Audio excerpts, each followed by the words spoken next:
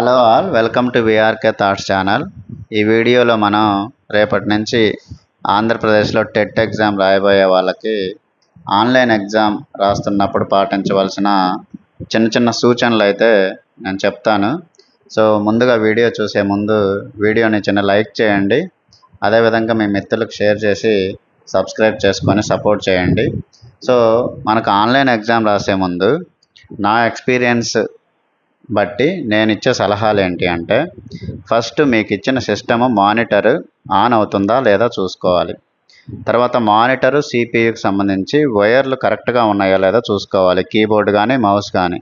ఎందుకంటే మధ్యలో ఒక్కొక్కసారి మౌస్ పనిచేయకుండా పోవడం, వైర్ కనెక్షన్ లూజ్గా ఉండడం అట్లాంటివన్నీ ఉంటాయి. జస్ట్ చూసుకోండి, మీరేమి వైర్లు మళ్ళీ తీసేసి పెట్టడం అట్లాంటివి ఏం చేయొద్దు, బట్ చూసుకోండి.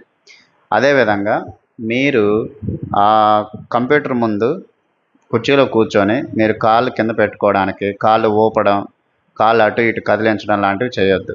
ఎందుకంటే అది సిపియుకి కానీ లేదంటే ఏదన్నా వైర్కి తగిలి కానీ ఆ వైర్ ఏదన్నా డిటాచ్ అవ్వడం, లేకపోతే ఇదైపోవడం, ఎగ్జామ్కి ఇబ్బంది కలిగించే ఇదేది మీరు చేయొద్దు. ముందే ఆ కంఫర్ట్ ముందే మీకు ఉందా లేదా, ఫ్లెక్సిబుల్గా ఉందా లేదా అన్నది మీరు చూసుకోండి. ఏదైనా ఇబ్బంది ఉంటే ముందే అక్కడ ఉన్న ఇన్స్ట్రక్టర్స్కి చెప్పండి, నాకు ఇట్లా ఇబ్బంది ఉందండి, నాకు ఇచ్చిన సిస్టంలో ఈ ప్రాబ్లం ఉంది, వైర్లు అన్నీ కూడా నేను కాలు పెట్టుకునే దగ్గర ఉన్నాయి, కాబట్టి అది కంఫర్టబుల్గా ముందే మీరు అక్కడ ఫ్లెక్సిబుల్గా కూర్చొని రాయగలగడానికి 3 గంటలు కూర్చోవాలి, కాబట్టి అది ముందే మీరు చూసుకోండి. సో అది ఫస్ట్ ప్రికాషన్ నేను మీకు చెప్పేది.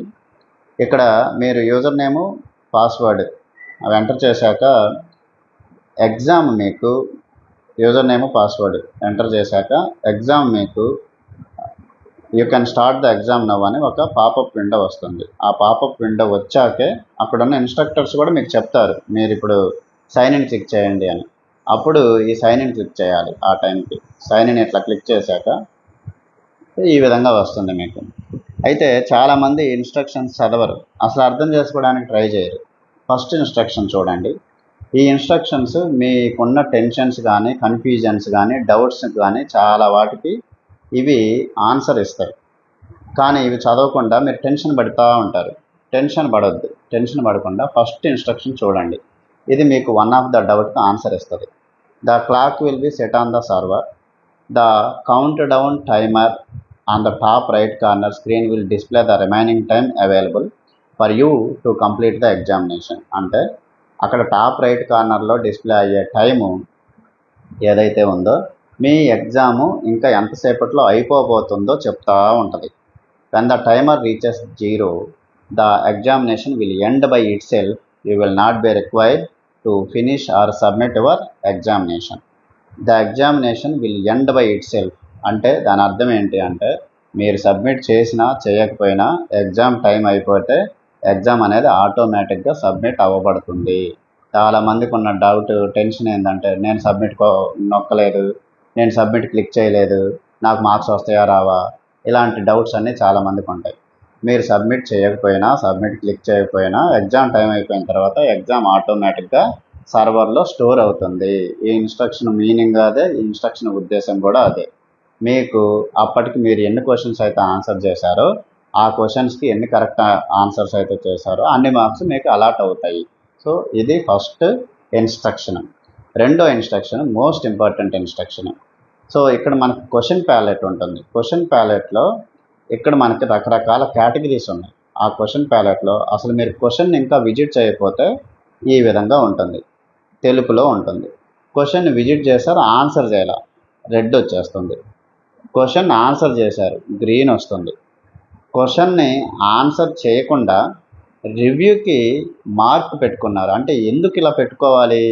మీరు క్వశ్చన్లో ఏదో డౌట్ ఉంది, తర్వాత ఆన్సర్ చేద్దాం అనుకుంటున్నారు, ఇప్పుడైతే చేయాల. సో రివ్యూకి అయితే పెట్టుకున్నారు. ఎందుకు అసలు ఇలా పెట్టుకోవాలి?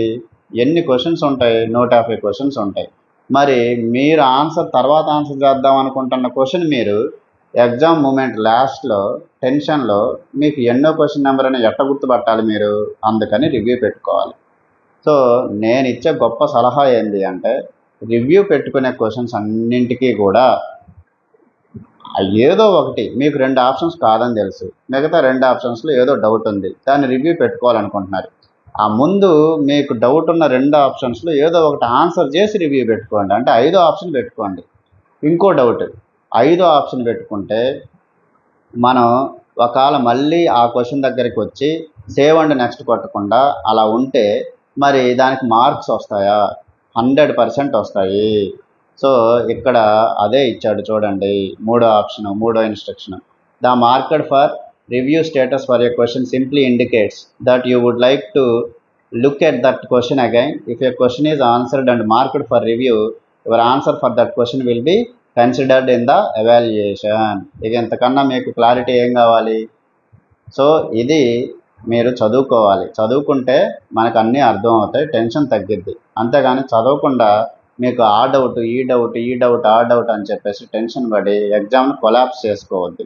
సో హార్డ్వేర్ తోటి జాగ్రత్త, అన్ని వైర్లు కరెక్ట్గా ఉన్నాయో లేదో చూసుకోండి. ఎగ్జామ్ మధ్యలో ఏదైనా కీబోర్డ్ మీద ఏ కీ కూడా మీరు నొక్కమాకండి. ఎగ్జామ్ అంతా కూడా మౌస్ సహాయంతోనే జరుగుతుంది. మౌస్ సహాయంతోనే మీరు రాయాల్సి ఉంటుంది, ఆన్సర్ చేయాల్సి ఉంటుంది, సబ్మిట్ చేయాల్సి ఉంటుంది. కీబోర్డ్తో మీకు అసలు పనే లేదు. కీబోర్డ్తో ఎప్పుడు పని అంటే పాస్వర్డ్, రోల్ నెంబర్ ఎంటర్ చేసి జస్ట్ మీరు ఎగ్జామ్ ఎంటర్ చేయడం కోసమే, పాస్వర్డ్, రోల్ నెంబర్ ఎంటర్ చేయడం కోసం మాత్రమే కీబోర్డ్తో పని మీకు. కాబట్టి మౌస్ కనెక్షన్ కరెక్ట్గా ఉందో లేదో చూసుకోండి. ఫ్లెక్సిబుల్గా మౌస్ మానిటర్ మొత్తం కూడా మీకు తిరగడానికి ఫ్లెక్సిబుల్గా మౌస్ ఉందా లేదో చూసుకోండి. అది లేకపోతే మాత్రం చాలా ఇబ్బంది పడతారు చెప్తున్నా. మౌస్ మొత్తం మీకు కంజెస్టెడ్గా అటు ఇటుగా ఉంటే ఒక క్వశ్చన్ నుంచి ఇంకో క్వశ్చన్కి పోవడానికి, లేకపోతే ఒక క్వశ్చన్ ఆన్సర్ చేయడానికి కానీ సో మౌస్ జరగదు. అంటే ప్రతి క్వశ్చన్కి ఒక 5 సెకండ్లు టైం వేస్ట్ అవుతూ ఉంటుంది, మీకు తెలియకుండా చాలా టైం వేస్ట్ అయిపోతుంది. సో ఇక్కడ 4వ దానికి 5వ దానికి డిఫరెన్స్ చూస్తే కనుక, ఆ 4వదేమో not answered but review marked for review, అంటే blue tick, entire blue. Answered marked for review, blue మీద గ్రీన్. సో గమనించండి అది. సో ఇది మీకు నేను ఇచ్చే సలహాలు ఏదంటే మన ఆన్లైన్ ఎగ్జామ్కి సంబంధించి. నావిగేటింగ్ టు ఏ క్వశ్చన్, ఇవన్నీ ఇక ఆల్మోస్ట్ మీకు తెలిసే ఉంటాయి, జాగ్రత్తగా చదువుకోండి. క్వశ్చన్ ప్యాలెట్ ఉంటుంది పక్కనే, ఆ క్వశ్చన్ ప్యాలెట్లో ఏ క్వశ్చన్ మీద క్లిక్ చేస్తే ఆ క్వశ్చన్కి మీరు డైరెక్ట్గా వెళ్ళిపోతారు. సో ఇక ఆన్సరింగ్ క్వశ్చన్ ఇవన్నీ మీకు చెప్పేదేముంది, జాగ్రత్తగా మీరు ఇవన్నీ సింపులే కాబట్టి ఇవన్నీ మీకు తెలిసే ఉంటాయి. సో తర్వాత ఇన్స్ట్రక్షన్స్ మొత్తం చదువుకున్న తర్వాత ఈ నెక్స్ట్ క్లిక్ చేయండి. నెక్స్ట్ క్లిక్ చేశాక ఇది డిక్లరేషన్ ఉంటుంది, ఆ డిక్లరేషన్ టిక్ పెట్టండి. ఐఎమ్ రెడీ టు బిగిన్ అని ఉంటుంది. దీన్ని కూడా వెంటనే క్లిక్ చేయొద్దు, వాళ్ళు చెప్తారు you can start the exam now అని వస్తుంది. సో అది పడ్డ తర్వాతే ఐఎమ్ రెడీ టు బిగిన్ అనేది క్లిక్ చేయండి. సో ఈ విధంగా వస్తుంది, ఈ విధంగా క్వశ్చన్ పేపర్ వస్తుంది. పైన అన్ని క్వశ్చన్ నెంబర్స్ ఉంటాయి, క్వశ్చన్ నెంబర్స్ అన్నీ ఉంటాయి. సో ఈ క్వశ్చన్ నెంబర్స్ డైరెక్ట్గా if you want to go for 8th question, 8th మీద క్లిక్ చేస్తే 8th క్వశ్చన్ వచ్చేస్తుంది. ఇది చిన్న స్క్రీన్ కాబట్టి మీకు అంత ఈజీగా తెలియట్లేదు, బట్ ఈ విధంగా ఉంటుంది. అదే ఈ విధంగా 8th క్వశ్చన్ ఉంటుంది. సో అదే మీకు ఒకటి లైవ్లో చూద్దాం మనం. ఫస్ట్ క్వశ్చన్, సో కారన్ డైక్ ప్రకారం చిత్రాలని మాటల్ని అర్థం చేసుకొని చెప్పడానికి అవసరమయ్యే శక్తి అన్నాడు. అంటే చిత్రాలని మాటలను అర్థం చేసుకోవడానికి ఏ శక్తి కావాలి? నాకేంటంటే అమూర్త ప్రజ్ఞ కాదు, యాంత్రిక ప్రజ్ఞ కాదు, సాంఘిక ప్రజ్ఞ కాదు, సాంస్కృతిక ప్రజ్ఞ కాదు. సో అమూర్త ప్రజ్ఞ మీద నాకు డౌట్ ఉంది. డౌట్ ఉన్నప్పుడు నేను ఏం చేస్తా? సో డౌట్ ఉంది, అది మళ్ళీ తర్వాత ఈ క్వశ్చన్ గురించి ఆలోచించడానికి నేను మళ్ళీ ఈ క్వశ్చన్ దగ్గరికి రావాలనుకుంటున్నా. అట్లాంటప్పుడు ఆన్సర్ చేయకుండా జస్ట్ మార్క్ ఫర్ రివ్యూ అంటే నెక్స్ట్ కొట్టొద్దు. మీరు కొడితే ఏమవుద్ది? ఇక్కడ 8వ చూడండి, బ్లూలోకి మారిపోయింది. 8వ క్వశ్చన్ బ్లూలోకి మారిపోయింది. అదే ఆన్సర్ చేసి ఇప్పుడు మార్క్ రివ్యూ అండ్ నెక్స్ట్ కొడుతున్నా. ఇప్పుడు చూడండి 8వది బ్లూ మీద గ్రీన్ వచ్చేసింది. అయితే ఇలాంటప్పుడు ఆన్సర్ చేసి మనకు మార్క్ రివ్యూ అండ్ నెక్స్ట్ కొడితే మళ్ళీ 8వ క్వశ్చన్కి వచ్చి మనం రివ్యూ చేసినా చేయకపోయినా ఒకవేళ అమూర్త ప్రజ్ఞ ఆన్సర్ అయితే మనకు మార్క్ వస్తుంది. నేను ఇది చేయమంటున్నాను మిమ్మల్ని అందరినీ. సో నేను చెప్పింది మీకు అర్థమైంది అనుకుంటున్నా. సో ఎప్పుడు కూడా మార్క్ ఫర్ రివ్యూ అని మీరు పెట్టాలనుకుంటే ఆన్సర్ చేసే పెట్టండి. ఒకవేళ దురదృష్టవశాత్తు మీకు టైం సరిపోక మళ్ళీ ఆ క్వశ్చన్స్ని మీరు రివ్యూ చేయలేకపోయినా మీరు పెట్టిన ఆన్సర్స్ ఏదో కరెక్ట్ అయితే మీకు మార్క్స్ అయితే రావడం జరుగుతుంది. తర్వాత కొన్ని బ్రౌజర్స్లో కొన్ని ఇమేజెస్ ఇచ్చే క్వశ్చన్స్, ఇమేజ్ సపోర్టెడ్ క్వశ్చన్స్, అంటే ఇమేజెస్ హెల్ప్తో వాడు క్వశ్చన్ అడగాలనుకుంటే అటువంటి క్వశ్చన్స్ ఒక్కొక్కసారి బ్రౌజర్ సపోర్ట్ చేయక ఇమేజెస్ కనిపించవు. ఇది నాకు వ్యక్తిగతంగా నాకు పర్సనల్గా 2017 టెట్ ఎగ్జామ్లో ఇది జరిగింది.